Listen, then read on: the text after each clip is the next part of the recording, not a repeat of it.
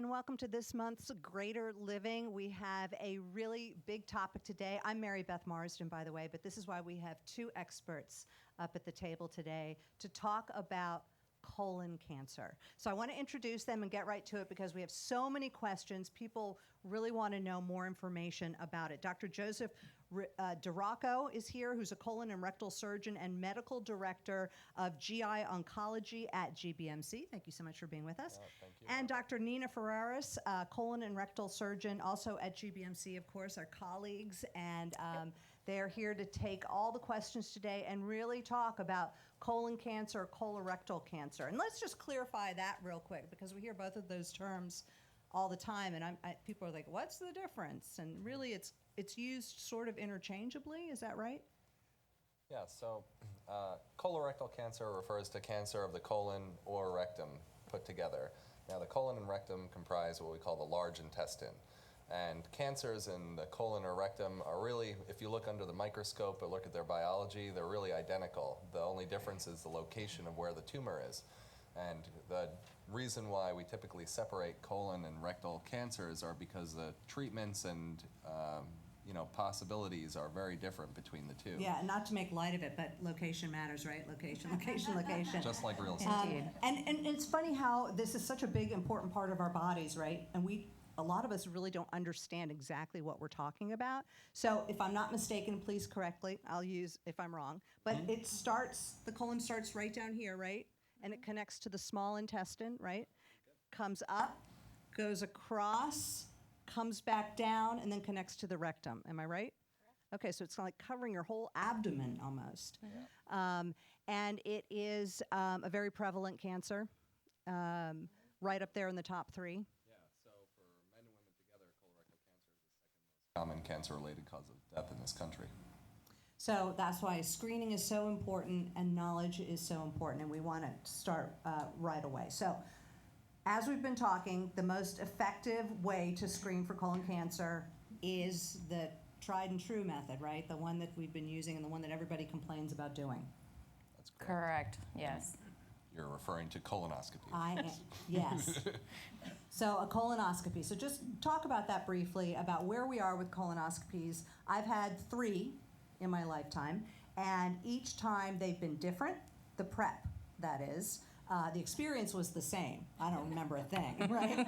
So, because people ask you about it, right? And you think, oh, the actual colonoscopy, a piece of cake. It's the prep before. But it's gotten a little bit easier, less of a problem, less time off work, et cetera, right? Yep, there are a number of preps available, most of which are effective. GI doctors tend to have a favorite, but most of them are effective. And there's a few options. It tends to be lower volume. We are now using preps that you can mix with something you actually like to drink instead of just drinking the lightly. And even the colonoscopy itself has improved. We use a different kind of gas now for insufflation, which can improve symptoms afterwards as well. So after I have my colonoscopy, the doctor happened to mention that I was nice and clean.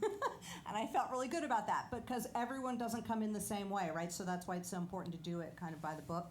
Yeah, that's correct. I mean, in our practice, up to 2% of people have what's called an incomplete colonoscopy, and the majority of the time it's because people aren't cleaned out.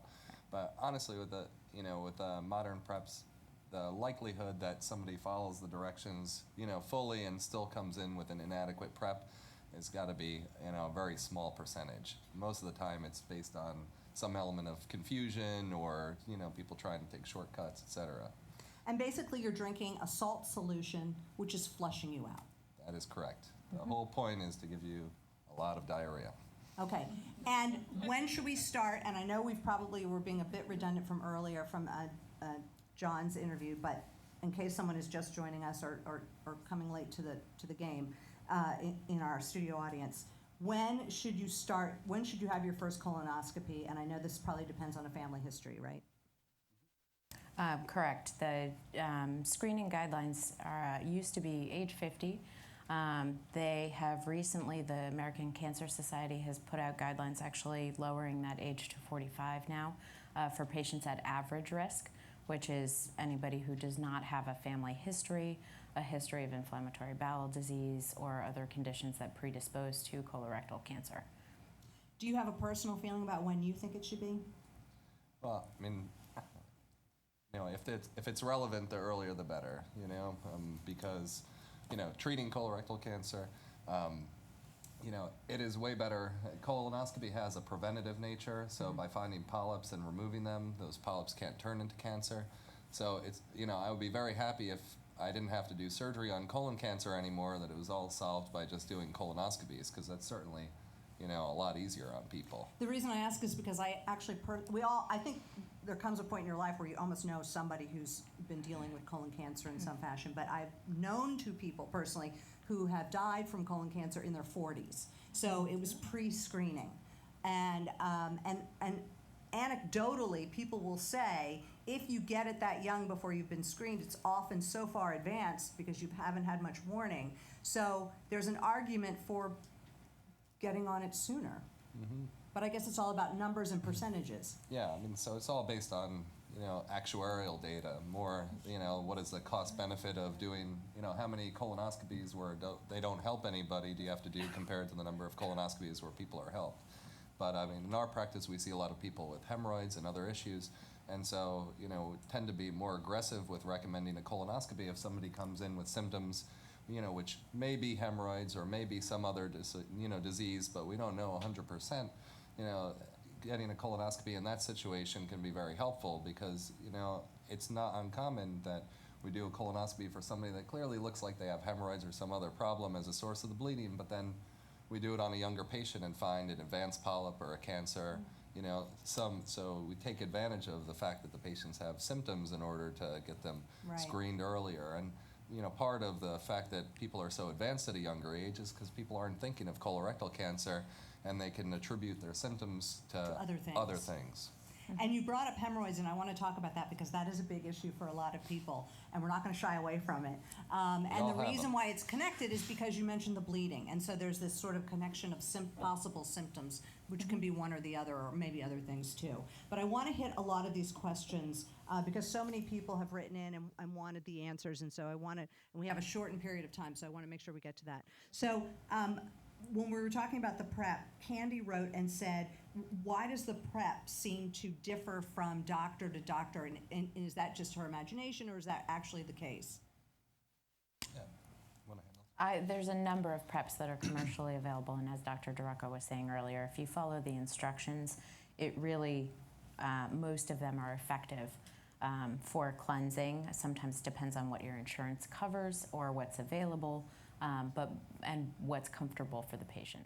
And she also asked, for someone who's really nervous, and I'm sure there's a good portion of the population who just groans at the thought of getting a colonoscopy, and they're nervous about their first one, and they may be nervous about their second one after they know what it's all about too. But I'm sure they ask you, is there something else I can do instead of that? Sure. At home, easily. Yeah, so there are stool tests. The most basic one is looking for traces of blood in the stool.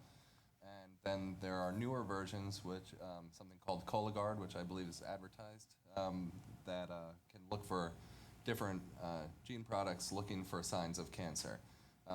They are, acceptable alternatives, but certainly compared to a colonoscopy, they pale in comparison. So, the stool test for blood, will miss about a quarter of cancers.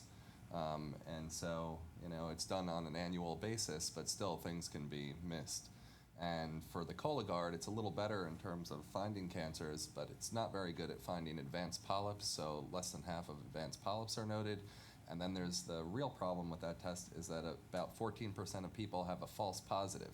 So I've been in a number of situations where people come in and they said, I have this Cologuard test, with my primary care doctor, and I need a colonoscopy, so we go ahead and do the colonoscopy, and I don't find anything. So now people are sitting around with a test that says, you may have cancer, and we don't see anything. So it, leads to sort of some level of anxiety, for sure. But in your opinion, for both of you, if someone's afraid of getting a colonoscopy, is this sort of the next best thing, or at least it's better than nothing? Testing at home? Absolutely. Okay. Any screening is better than no screening. And another question, is there a time and age when colon cancer is no longer a risk? So when should be your last colonoscopy? Well, the risk of colon cancer keeps going up. Right. So similar to the cost benefit of figuring out when to start colonoscopies, there's another question on the tail end, which is when to stop.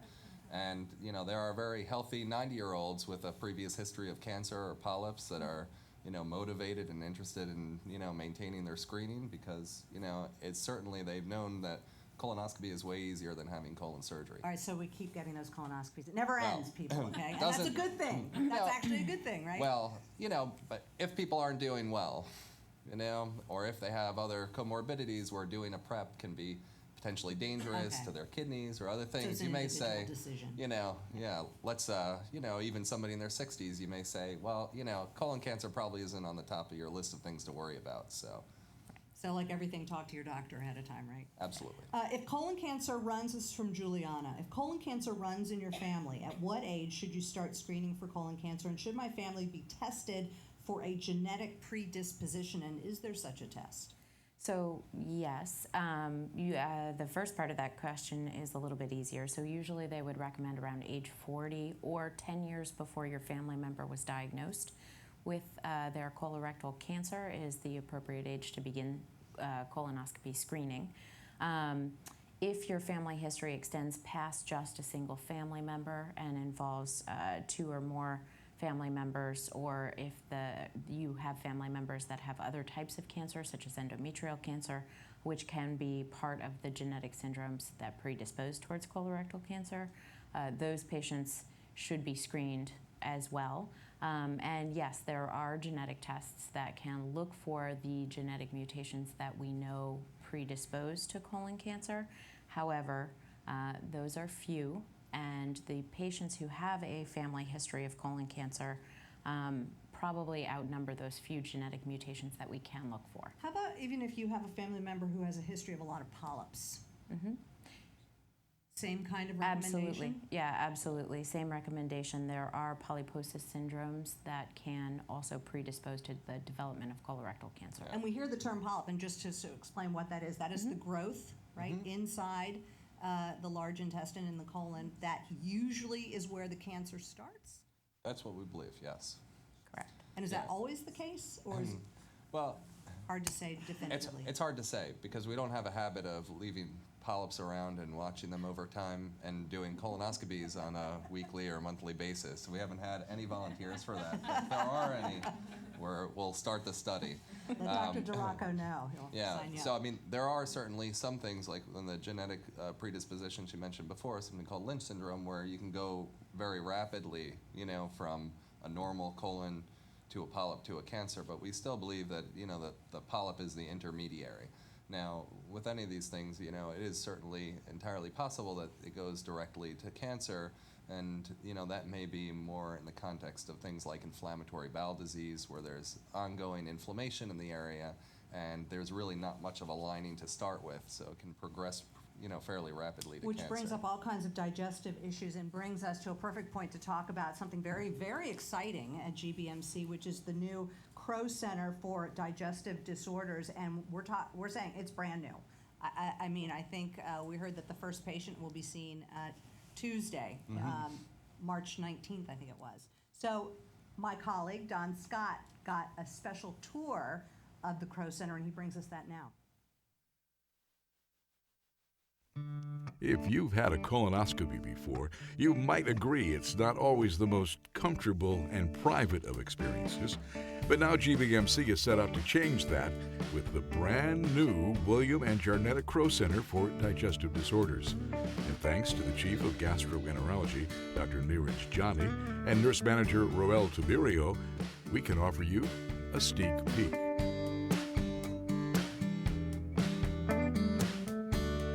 We wanted a unit that is prepared for the future in gastroenterology, with a lot of new advanced technology, a lot of procedures, and we really wanted this center to represent that. A place where patients and their families feel comfortable. We want to bring in some natural light. And the amount of room compared to what you had up until now is amazing. Yes, the center is 3 times larger than our former center, approximately 18,000 square feet. Wow. And the decor? They picked out the chairs and the walls? Yeah, we Yes, did. Yeah. And the paint colors Yeah, and the definitely. whole design. Decor is all the staff right there. Oh, wow. This is nice. Our tour begins with a look at the many new private patient rooms, or pods as they refer to them. We really realize the importance of privacy for our patients and their families. So we created individual pods for each patient. Their family members can wait with them in the room before their procedure and then meet them after their procedure. And it's very important because it's an intimate environment for the physician to discuss the results of their procedure with the patient and the family. We also expanded so that we have now approximately 24 pods like this. Wow. The nurses will have an ability to peek into every room as well, and workstations between these rooms. As you can see here at the top, we have a Hoyer lift. This is actually a bariatric pre-op recovery area, which we thought is very beneficial to the patient. Okay. The new Crow Center is also home to patients with pulmonary diseases, such as infections and cancers of the lung. There's negative pressure ventilation. They have direct access to their procedure room, and really does enhance our capability of also joining our services between gastroenterology and pulmonary for those procedures with both diseases of the chest and of the lungs. Okay. It's unlike our current unit, where we were all in one box.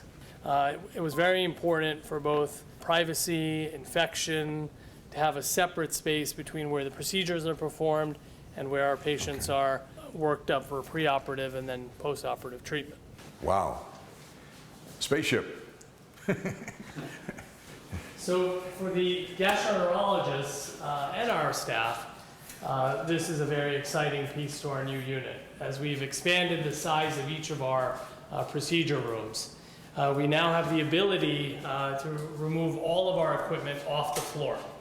So we purchased these special booms, which have two arms. One arm is for our screens, and then all of our equipment will sit on these booms. These booms are very easy to maneuver, as you can see, and the nurses and our techs can also go behind these booms, as this will be their workstation.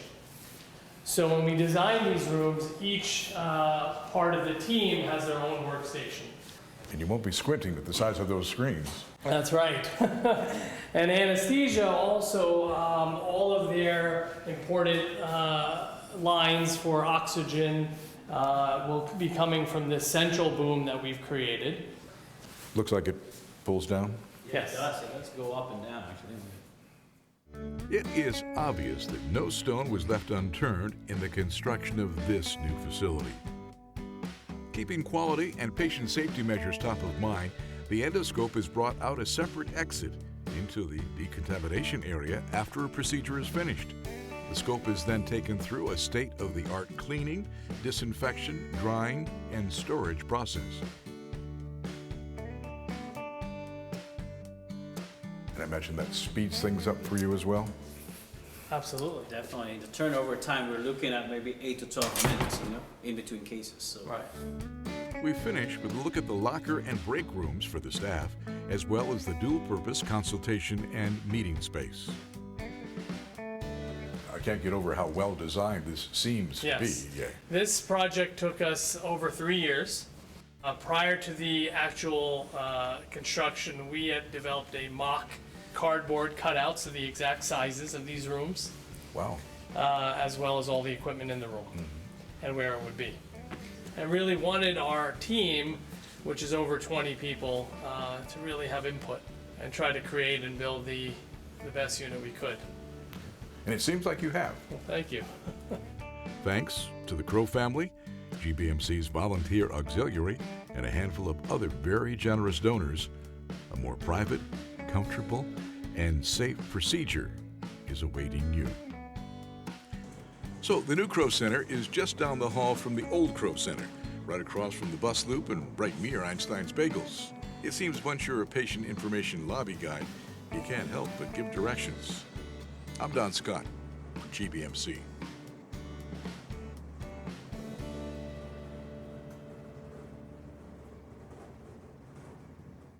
John always knows where the bagels are. So now we know where the new Crow Center will be, and it's very exciting to get this started. So the internet's a wonderful thing, right? I mean, it's amazing what we can find out. It's also incredibly dangerous when you start searching for your own symptoms and start diagnosing yourself. So everybody wants to know, particularly about forms of cancer, which are sometimes hard to diagnose strictly by symptoms. And a lot of people asked us, what are the symptoms of colon cancer? But I guess we could say, what could be the symptoms of colon cancer, or what else could it be? So there are a lot of symptoms, and unfortunately the symptoms of colon cancer can be fairly nonspecific. Not necessarily specific to the diagnosis. Blood in your stool is one of the bigger ones that is more specific for colorectal cancer, but you can get blood from other sources in your GI tract. But that's one of the first kind of telltale maybe signs, or because someone asked too, what about an upset stomach or a constant upset stomach? Right, so there are a lot of diagnoses that could entail. Blood in your stool is probably the most common thing that we see with colon cancer. Other associated symptoms tend to be abdominal pain, bloating, weight loss. Changes in appetite or an upset stomach could be colon cancer, but they could be as simple as a viral stomach bug as well. So it's important to be evaluated by your doctor. So at what point? Yeah. So at what point in sort of like looking at this mystery do you get to the point where you're screening for colon cancer? Are you looking at other things first? Yeah, so I mean, if somebody just has an upset stomach for a few days, you're not really going to get too excited, but if it's continuing or they have a change in their bowel habits, those are the things that we start worrying about. If there's, because typically if you have symptoms related to cancer, they typically don't go away in a few days. So, symptoms which are a little more consistent or just unusual, because, for some people, moving their bowels once a day may be normal, and then all of a sudden they're moving them 4 times a day. And you can have somebody in the opposite way, where normally they move their bowels 4 times a day, and now it's once a day. No other symptoms like that, but you say, well, there's definitely something different here. And you can look at dietary or lifestyle, changes that they've had. So you really have to be aware of your body. Yeah. You really have to be aware of what's going on with your body and your digestive tract. Yeah. And you have to look at your poop. Is that right? That's absolutely We were just talking about correct. now they have a poop emoji. So it's out there. Yeah. We should be aware of when it changes, right? Yeah. And and then the other thing, which not to be a downer, but the a common symptom that people have when they come in for a treatment of colon cancer is no symptom whatsoever. It was just found incidentally on a screening colonoscopy, or other test. So, even no symptom is a symptom of colon cancer. Which is unfortunate and which makes it scary. Right. Right. Which is why it gets screened. Yeah. And Back to the screening. Then you don't have to worry. And back to the screening, Catherine asks, we talked about polyps, but she wants to know, how do they form and do they all eventually become cancerous? Well, I guess if we lived long enough, there's a possibility that all polyps will turn into cancer. But, over time, depending on the size and nature of the polyp, some are more likely to turn into cancer than others. So, I mean, it's always a good idea to, just have them removed as long as we know about them. And how do they form? There's a lining going on. There's a lot of fluids passing through, et cetera. And is there anything that we can do to prevent them from forming? So polyps are basically an overgrowth and a change in the cells of that lining. Your lining is always regenerating itself as things are moving through and as the cells are coming to the surface and sloughing off. Changes in the genetics of the cells are what contribute to the development of a polyp growth. Is there anything that we can do to change the way our cells are reacting, the way we're living, what we're eating? Absolutely. I mean, what we eat Or do we not know? Well, yes, but there are some guidelines. So there are, everything we eat eventually ends up in direct contact with the lining of the colon cells. And so compared to other cancers, there's at least a strong theory that, there's a stronger relationship between diet and risk of colon cancer. So some of the things which are identified, like increasing dietary fiber or having a high fiber diet, decreases your risk of colon cancer. There are some other things which have been identified as increasing your risk of colon cancer, and the main one is processed meats. Less likely, but also possibly relevant, are just red meats in general. But it's very difficult to get real nutritional science and data to really make hard recommendations about this. But certainly, a healthy diet and healthy living certainly does play a role. Exercise, which you wouldn't think has a direct relationship with colon cancer, actually decreases risk of colon cancer and improves survival even after surgery for colon cancer. It reduces the likelihood that the cancer is going to come back. And is that because with movement, you're actually, we don't know. Okay. Sorry. But there are theories, right? I guess. Yeah, my Nobel Prize is in point here. But, let us know when it comes. But, then two other things are smoking and alcohol are both associated with increased risk of colon cancer, not just lung and many cancer other or things other. too. So live as healthy as possible. Lynn writes, my mother was diagnosed with stage 4 colon cancer. She died a year later. She had regularly scheduled colonoscopies done every 2 years. They said the cancer was above where the colonoscopy stopped. I am still perplexed as to how someone dies from colon cancer who had almost yearly colonoscopies. Well, a colonoscopy, when complete, evaluates the entire colon and rectum. So it is possible if it was above that area, meaning it was maybe in the small intestine and it wasn't really colorectal cancer, or that the colonoscopies she had were limited in nature for one reason or another. But that's, we typically do a full, complete colonoscopy. When I read this question, I was actually wondering if perhaps her mother was having flexible sigmoidoscopies, which is a more limited exam that So looks sometimes only you don't at have all one the side. information when you. But it leads me to ask: are there colon cancers that are more aggressive than others? Could you have a colon cancer that is just you have a colonoscopy and it just then starts growing and grows so fast you don't catch it in time? Well, like for instance, patients with known Lynch syndrome, the recommendation is to have, which is one of those genetic predispositions or genetic disorders, those patients are recommended to have a colonoscopy every year. Additionally, patients with inflammatory bowel disease in the colon that's been present for 10 years or more, they're recommended to have frequent colonoscopies as well. And sometimes identifying cancer in the context of a lot of inflammation can be difficult. Inflammation's a big thing in the body. It really can affect all kinds of issues. Colon cancer is equal opportunity, right? Men and women? Because someone, Ray asked, are women more likely or men more likely to get colon cancer? Nearly equal. Probably the differences probably have to do more with behavior and willingness to get screened? Get screened. Correct. I wonder which way that falls. And oftentimes when there's a couple coming in for colonoscopies, it's usually the woman that goes first. Every Goes to time. healthcare. Every Yeah. time. Every time. I don't know whose choice it is, but yeah. Jay writes, when someone is in remission for more than 20 years, what is the recommendation besides staying on, is it Remicade? So that's an interesting question. I think that this question has more to do with that underlying inflammatory bowel disease that we've been talking about. So Crohn's disease or ulcerative colitis are the two Because that's what inflammatory Remicade is diseases. usually used for. Correct. And so those patients are, as we talked about, prone to getting colorectal cancer and at slightly higher risk. So it is recommended that they get frequent colonoscopies beginning usually about 8 to 10 years after the onset of their diagnosis is when that increased risk sort of kicks in. Yeah, and that's really a question for the patient's gastroenterologist. And so, I highly recommend seeing somebody, especially somebody who has a particular interest or special training in inflammatory bowel disease, and we're very happy as colorectal surgeons to have Dr. Whitehead at GBMC who has, expertise in this, in exactly put together this your matter. intestinal team, Correct. as it were. Yeah.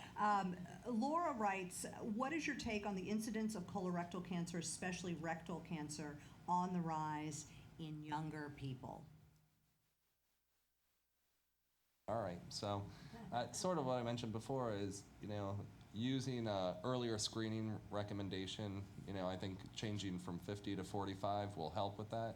Whether it's environmental factors that are causing this increased rise in younger patients, it's not entirely clear. We don't have an explanation yet. But certainly it has been noticed and it is on the rise. So one of the things we And is she we correct? do, Is rectal cancers on? That's correct. Specifically is on the rise. Specifically, yeah. And so, again, sort of like what we were talking about before is just to have a higher degree of suspicion, and be a little more aggressive with evaluating their colon and rectum with colonoscopy. We talked about the food. Antoinette wrote about certain foods increasing your risk, and you talked about processed meats being, it sounds like that's the biggie if you were to point to one.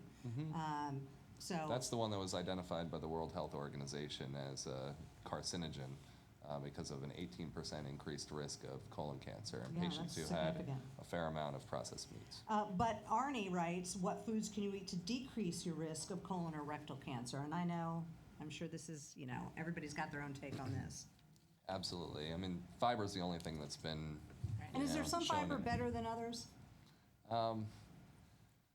Is it vegetable fiber? Is it? Yeah, so all fiber is vegetable fiber. So there's different types of fiber, soluble and insoluble fiber. You could use But, grains. yeah, so I would.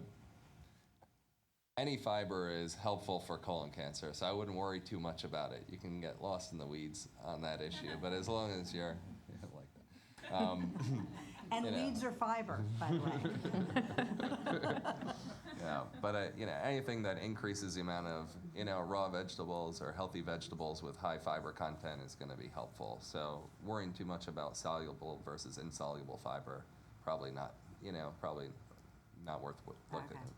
We have a question from the crowd, the audience. We have two questions Okay. from the audience. The first one is, I've had two friends at age 42 with stage 4 colon cancer. One was operable and one was not. What would make something inoperable?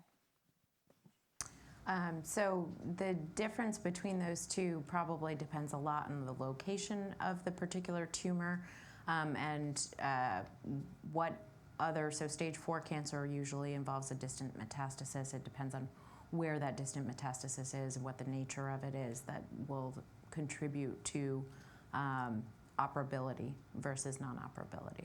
So there may have been a choice not to operate if it had metastasized elsewhere. So- Sort of like not having enough information, right? Well, yeah, Yeah, like it's hard. Dr. Farrar said, stage 4 means that there's part of that the colon or rectal cancer had traveled to some other part of the body. Right.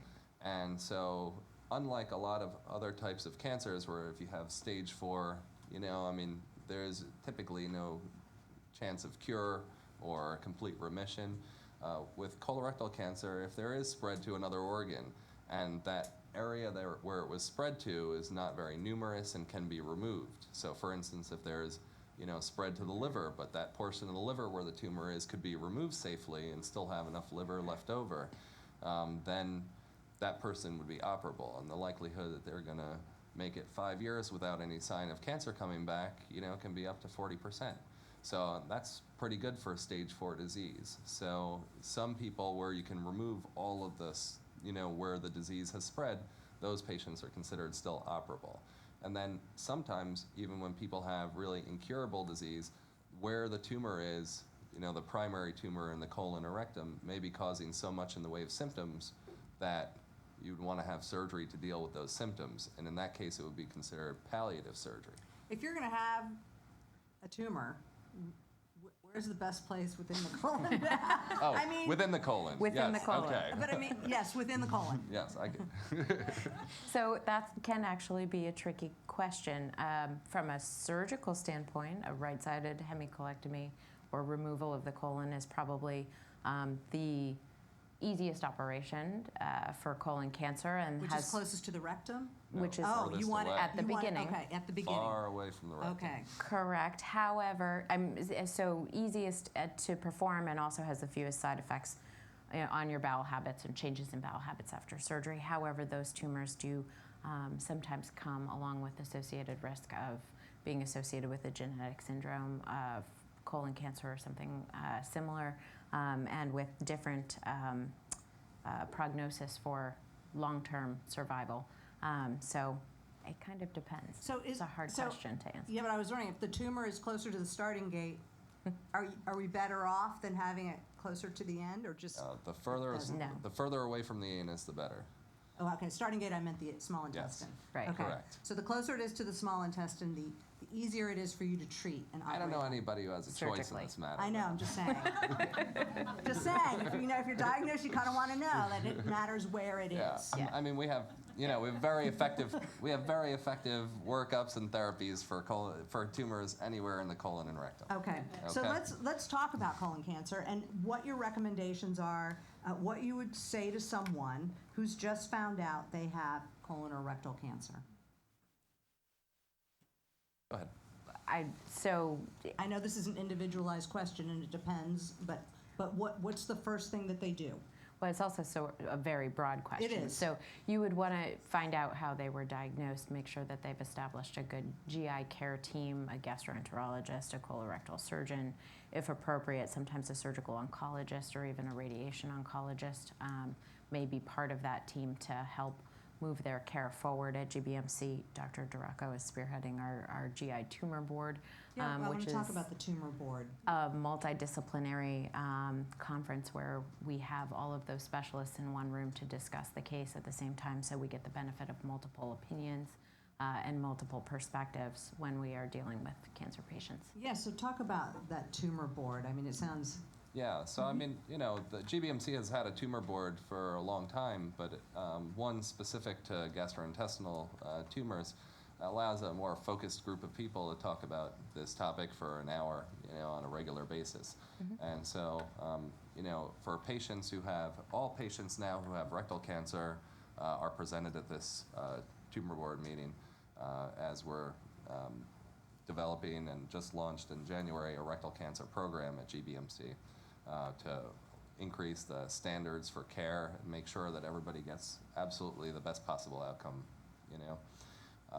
But the tumor board itself, anybody who has a complicated situation where there may be more than one factor involved, the physician treating them can bring them up at this tumor board, and we have radiologists to review all the images, pathologists to review any biopsies, radiation oncologists, medical oncologists, and surgeons. It becomes a whole team. Both general surgeons, surgical oncologists, and colorectal surgeons present at every meeting.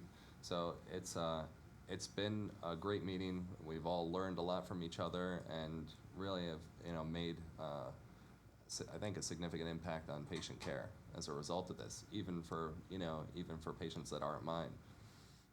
Another question? Yes.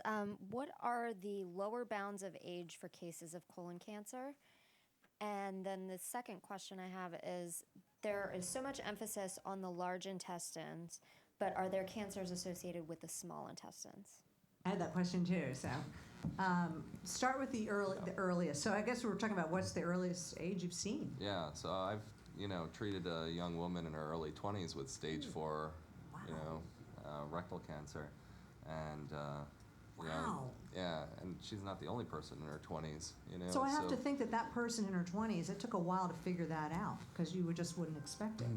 Yeah, in her case, I mean, it's not entirely clear exactly when the process started to when she ultimately presented, But I mean, I've had a number, and it's always tragic, when somebody in their 20s develops colorectal cancer.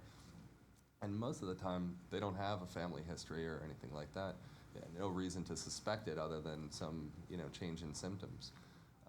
There is, she mentioned Lynch Syndrome. There's another one called Polyposis, Familial Adenomatous Polyposis, and that typically starts in people's teens, where they develop tens or hundreds of polyps. And if they make it to 35, and still have their colon, the likelihood they have cancer is nearly 100%. So people with that disorder get screened early and have surgery early, on a preventative basis, basically removing the colon before they have a chance to. I was wondering, do they do that ahead? Yeah, so in that situation, yes. But I mean, that's a small percentage of Right. patients, and usually people are aware of their family history. So, it is possible to have that disorder without either parent having it or anybody in their family really having it, but that's an even more unusual situation. So the second part of that question was, what about the small intestine? Do we see anything happening there? Are there polyps there? Is it? So, yeah, usually not polyps. Sorry, I No, guess go I ahead. started. Go so, right ahead. Yeah, I mean, having the same type of tumor called an adenocarcinoma in the small intestine is possible. It's not very common. There are other types of tumors which can occur in the small intestine as well, and something called carcinoid, which is typically a very slow-growing tumor.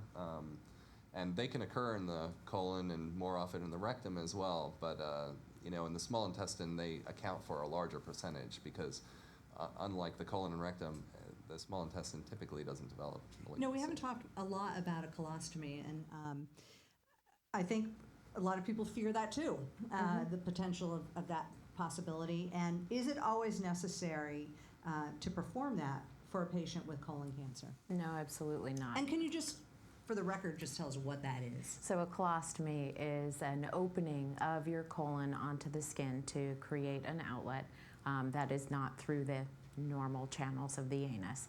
And they can sometimes be temporary. They sometimes have to be permanent. It is certainly not a requirement for every colorectal cancer case or surgery.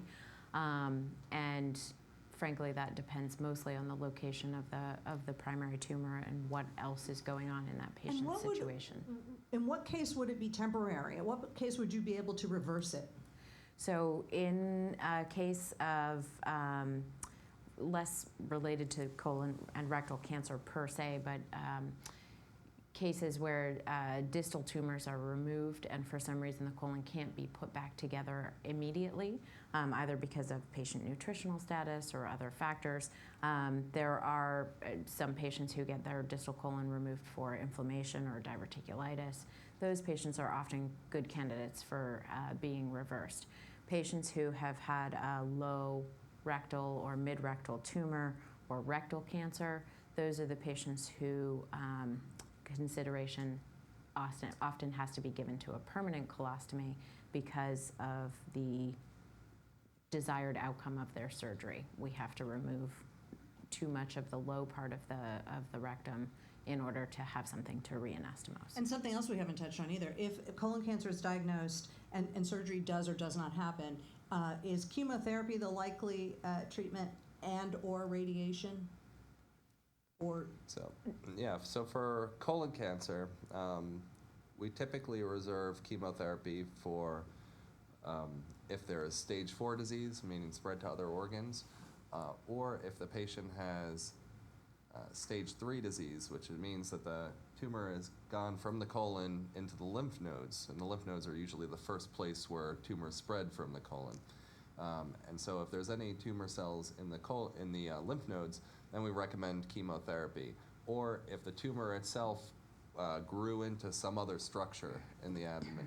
So we usually remove, if it grows into something else, we usually remove everything that's involved, so that way we have, what we call negative margins, all right? But even if then that's still considered stage 2. But you could actually remove the tumor, be diagnosed with colon cancer, and if you can show that it has not spread, you might avert chemotherapy or radiation. Yeah, and the chemotherapy, it's called adjuvant chemotherapy, meaning given after surgery. Because still, for the treatment of colorectal cancer, if you're going for a cure, that still surgery is considered the primary treatment. Okay?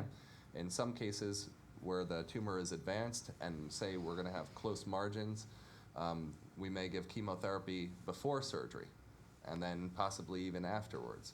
So there's a variety of different things, and that's why, in situations like those, having a multidisciplinary approach where you have everybody in the room who has anything to say about it, participate in the treatment decisions, I think is helpful. It's kind of the art of treatment, right? Mm-hmm. I will just add to that, yes. Rectal cancer can be treated in a relatively different fashion. We just talked about colon cancer more.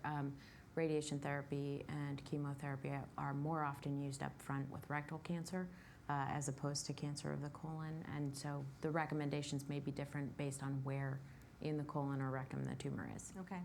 And before we leave, and I don't know why we're picking this to end on, but you had mentioned that you see so many patients with hemorrhoids, that it is such a huge issue Yes. that I thought we should touch on it. And are you seeing more? Well, Sorry. yeah, I know. We can giggle, right? And I was saying, I had a baby, I had those, I noticed, I sat on a donut, whatever. So, but it's a huge issue, and are you seeing more of it? And are we doing something to cause these hemorrhoids, and how do we treat them? And That's a big question. All right, so everybody has hemorrhoids. We're all Okay. born with hemorrhoids. all right, so now, And unless we remove we that know. whole area, you'll still have it. So, so it's inflamed hemorrhoids. right. So Okay. if they're enlarged or inflamed and they start causing symptoms, so people can have very large hemorrhoids and have no symptoms whatsoever. You leave them alone. But for symptoms, it depends what people are complaining about. So sometimes people can have large external hemorrhoids, but they only have painless bleeding when they move their bowels, when they strain, or anything like that. So in that situation, we may decide only to treat the internal hemorrhoids and spare them from a very painful procedure. And we try to do as little as possible to resolve their symptoms. Okay. So, but if you're having an issue, you should seek help, right? There's no reason to live with it. Is that right? No, absolutely not. Because Right. sometimes, we're surgeons, but we practice disease-based medicine. So whether people need medication or just some lifestyle advice or dietary advice, or surgery, that's what we do. And so our goal is to try to make people's lives better. Whether that involves surgery or not is irrelevant. We're letting you go now, but I just have one final word. If you would have one recommendation for people who are interested, would it be to get your regular colonoscopy? Would that be the one thing Yeah, you would leave us with? if we can convince one, extra person that has a malignancy to get a colonoscopy today and potentially save their life, then this is all worthwhile. I mean, it's certainly the most important thing. I'm sure it's been reiterated by the gastroenterologist, but this is one form of cancer where we can really make a big difference in preventative intervention through a colonoscopy. All right, Dr. Nina Ferraris, thank you so much for being with us. Dr. Joe Duraco, thank you too for giving us all your expertise and advice regarding colon cancer and hemorrhoids here on Greater Living. And thank you all for joining us, and we'll see you next time.